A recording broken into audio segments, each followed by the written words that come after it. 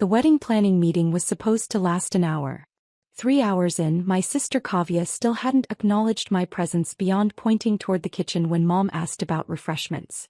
Maya can handle the catering coordination, Kavya said without looking up from her Pinterest board, voice dripping with the casual dismissal I'd grown accustomed to over 29 years. She's good at organizational stuff. I refilled water glasses while Kavya held court at Mom's dining table, surrounded by wedding magazines, fabric samples, and enough venue brochures to wallpaper a small apartment. Her fiancé Rohan nodded along enthusiastically, occasionally offering suggestions that Kavya would consider for exactly 3 seconds before explaining why they wouldn't work. The Grandview estate is absolutely perfect, Kavya gushed, sliding a glossy brochure toward Mom and Aunt Priya. Look at these gardens. The ballroom holds 300 guests, there's a private bridal suite, and the mountain views are incredible. It's exactly what I've always dreamed of. Mom studied the photos with the reverence usually reserved for religious artifacts. It's gorgeous, Beta. But isn't it quite expensive? Worth every penny, Kavya declared. This is a once-in-a-lifetime event. I refuse to compromise on my vision just to save money.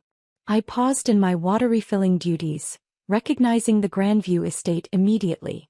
The neoclassical mansion with its terraced gardens and panoramic mountain views was indeed stunning. I should know. I'd been its owner for the past 4 years. Maya, stop hovering and sit down, Mom chided gently. You're part of this family too. Kavya's expression suggested she found this statement debatable. Actually, Maya probably shouldn't be in the wedding party photos. You know how she photographs. I knew exactly how I photographed. Perfectly fine when I wasn't deliberately excluded from family events or relegated to behind-the-scenes roles. But arguing would only confirm their narrative that I was difficult. I could help with logistics instead, I offered, settling into the chair furthest from Kavya's planning command center. Perfect. Kavya brightened at the prospect of free labor. You can coordinate vendor deliveries, handle timeline management, maybe assist the caterers during setup. Keep things running smoothly behind the scenes. Rohan looked up from his phone where he'd been researching venue pricing.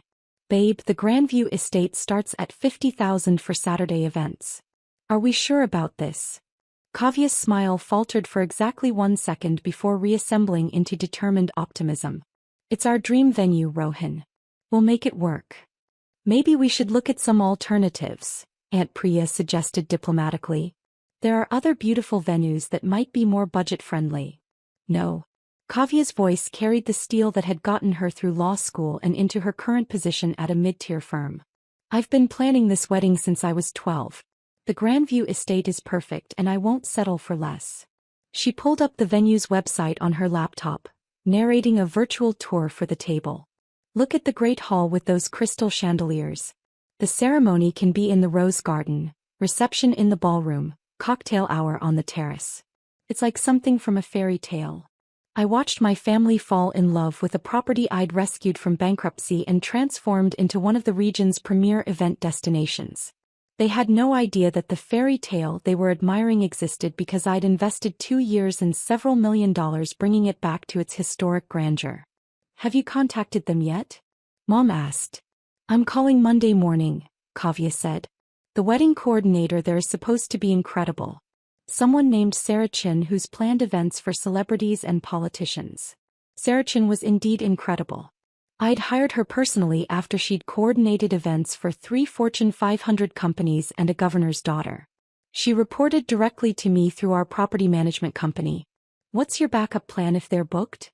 I asked innocently. Kavya's laugh held a note of superiority that made my teeth ache. Maya, people like me don't need backup plans. When you know what you want and you're willing to pay for quality, things work out. People like her. As opposed to people like me, presumably, those who settled for less because they couldn't recognize or afford excellence. Besides, Kavya continued, I've already checked their availability online. June 14th is open, which is perfect timing. 6 months to plan, right in peak wedding season. It's like it's meant to be. I nodded thoughtfully, mentally reviewing the booking calendar that I'd personally approved just last week. June 14th was indeed available, along with a note in the system about enhanced background checks for all bookings during peak season. My phone buzzed with an email from Sarah Chin. Venue inquiry for June 14th. Kavya Patel. Shall I proceed with standard screening process? I typed back quickly, yes. Full financial verification required. The fairy tale was about to get interesting. Monday morning arrived with the kind of crystalline autumn clarity that made me grateful for my corner office's floor-to-ceiling windows.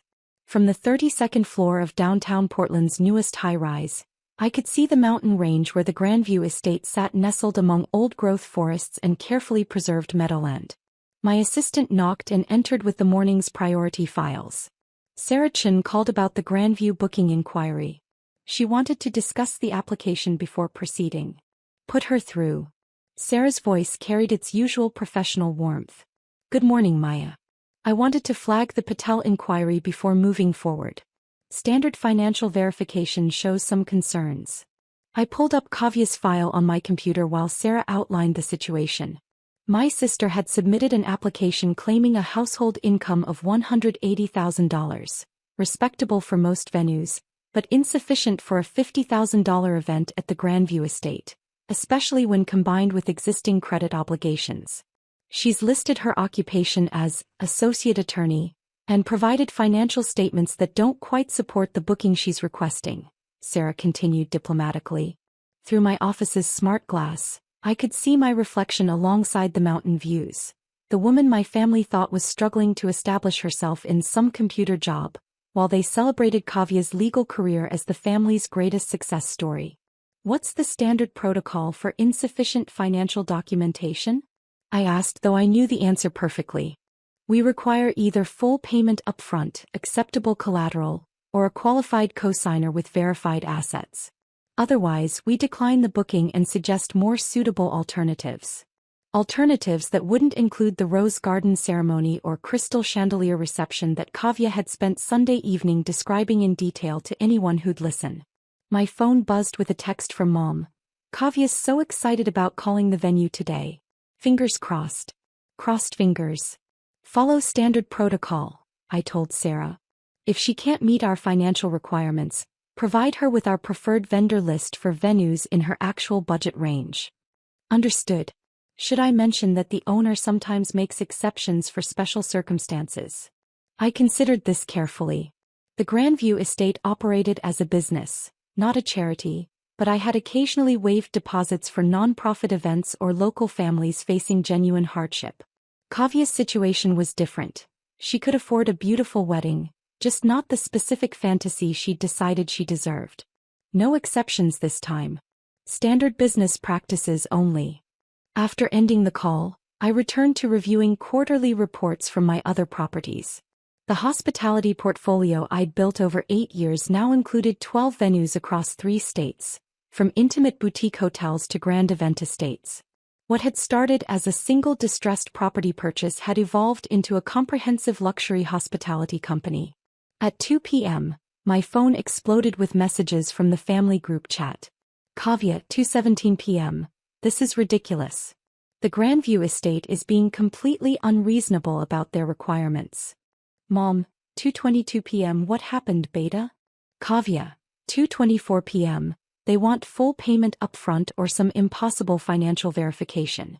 Like we're trying to scam them or something. Rohan, 2:31 p.m. Maybe we should look at other venues. There are plenty of beautiful places that don't require jumping through hoops. Kavya, 2:33 p.m. This is our dream venue. There has to be another way. I watched the conversation unfold while reviewing the afternoon's property management reports.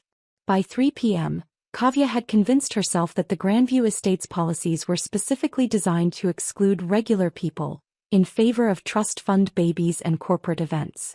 Kavya, 3:45 p.m. I'm going to drive up there tomorrow and speak to someone in person. This whole situation is probably just a misunderstanding. Dad, 3:52 p.m. Good idea. Sometimes face-to-face conversation works better than phone calls. Aunt Priya, 4:15 p.m. Maya, you work with business systems, right? Do you know anything about event venue booking processes? I stared at the message for several minutes, considering my response. My family's assumption that I worked with business systems wasn't entirely wrong. I did work with business systems, primarily as the person who owned and operated them. Maya, 4:28 p.m. Most venues have standard financial verification processes. It's probably just business protocol. Kavya, 4:31 p.m. Maya, can you maybe help me figure out how to present our financial information more effectively? You understand corporate stuff. The irony was staggering. Kavya wanted my help navigating the financial requirements of my own venue, while remaining blissfully unaware that her corporate stuff expertise was about to meet the reality of actual corporate ownership. Maya, 4:45 p.m. I'm sure you'll figure it out. Tuesday's drive to the Grandview estate would indeed clarify the situation, though probably not in the way Kavya expected. I spent the evening reviewing guest services protocols and ensuring my staff was prepared for what promised to be a very interesting site visit. Tuesday afternoon, I sat in the Grandview estate's owner's suite, watching through privacy-tinted windows as Kavya's silver Lexus wound up the estate's tree-lined driveway. She'd arrived precisely on time for her 2 p.m. appointment, having spent the morning, according to her Instagram stories, getting her hair done and selecting an outfit that projected successful professional who deserves respect. Sarah Chin knocked and entered my office. Miss Patel has arrived. She's quite determined. I can imagine. How do you want to handle this? Standard consultation process. I'll review our policies, show her the facilities and explain the financial requirements clearly. If she becomes confrontational, I'll suggest she speak with ownership about making special arrangements. Through the window, I watched Kavya emerge from her car wearing her courtroom suit and carrying a leather portfolio that probably contained bank statements, reference letters, and whatever documentation she hoped would override business reality. Keep it professional, I said. If she asks to speak with ownership, let me know. The consultation lasted 47 minutes. I could see Sarah leading Kavya through the gardens, the ballroom and the terrace spaces that would indeed make a stunning wedding venue. Kavya's body language started confident, shifted to frustrated, and ended somewhere between desperate and furious. My office phone rang at exactly 2:47 p.m. Maya, Sarah's voice carried carefully controlled amusement. Ms. Patel would like to speak with the owner about making an exception to our financial policies. She's quite insistent that there's been some kind of misunderstanding. Send her up. I had 30 seconds to decide how to handle this moment. Stay behind my desk in full corporate authority mode, or meet her at the door like the sister she'd never recognized I'd become. Kavya knocked and entered without waiting for permission, her portfolio clutched defensively against her chest. I understand you're the owner here, and I need to explain that your staff has made some kind of mistake about. She stopped mid-sentence, staring at me with the expression of someone whose brain was refusing to process contradictory information. Maya? What are you doing here? I work here, I said simply, gesturing toward the chair across from my desk. Work here?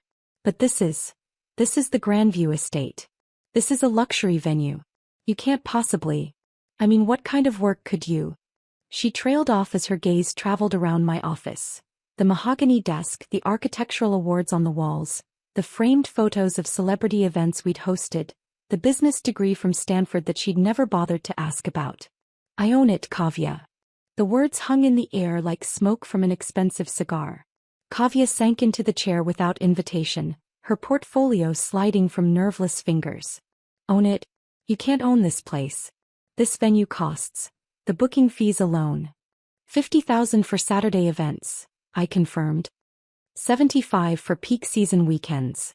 Plus catering minimums, service charges and damage deposits. Kavya's mouth opened and closed soundlessly. Finally, how long? 4 years. I bought it when the previous owners defaulted on their loans.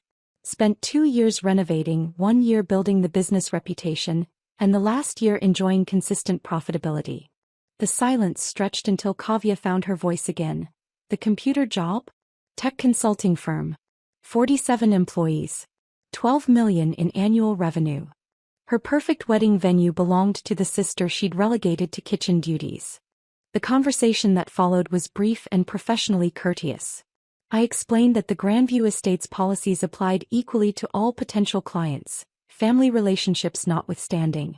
Kavya could meet our financial requirements, provide acceptable collateral, or consider venues more aligned with her actual budget. She chose option 3, storming out while muttering about family loyalty and deliberately sabotaging her wedding. Within hours the family group chat exploded. Kavya, 4:23 p.m. Maya has been lying to us for years. She owns luxury venues and let me think I couldn't afford my dream wedding. Mom, 4:35 p.m. Maya, is this true? How could you not tell us? Dad, 4:41 p.m. We need to have a family meeting about this immediately. I responded once.